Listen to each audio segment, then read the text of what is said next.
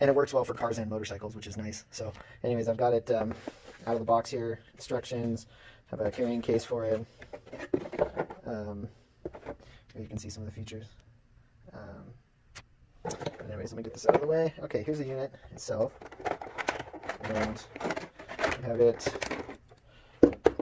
like 2.5 feet of wires with good quality alligator clips, so that's nice. USB cable, we'll do some data logging, and you can review data on the computer, which is cool.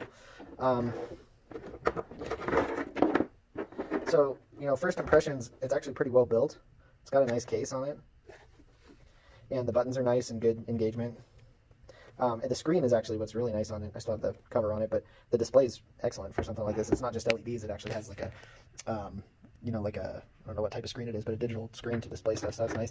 I was really impressed with the quality of the cables.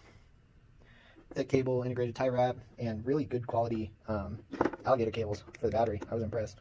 Over here at the BMW, so I have the negative side already connected over there to the negative terminal. You can see that. And I'm going to go ahead and connect positive here. As I do, you'll see the screen come on, and it'll kind of boot up. Okay, so review, I haven't played with the data collection features yet, but this will let you, if you save data, which I have not figured out how to do yet, you can review it here. I believe this lets you transfer to the computer, but I haven't done this yet either. And your setup, just language test, turning the beep on and off, device test, that kind of stuff. So don't need to mess with that. So for the moment, let's take a look at the motorcycle features. So I'm going to go to motorcycle, hit enter. It's going to ask you for what type of battery you're using. So this BMW has something similar. It's a 30 lbs chrome battery. These are more typical battery designations, but this should be pretty close. Okay, so there's its analysis of the battery at rest. Show you internal resistance, what type of battery, cold cranking amps for that type of battery, and current voltage.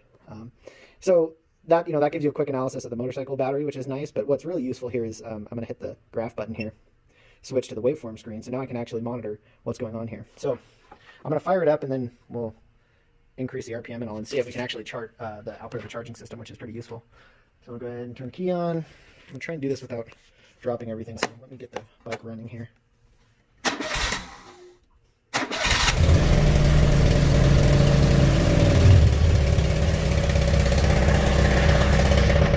Okay, so hopefully you can hear all right here.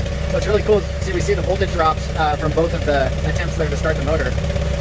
And we'll get our graph ongoing showing the current voltage and our max and minimum.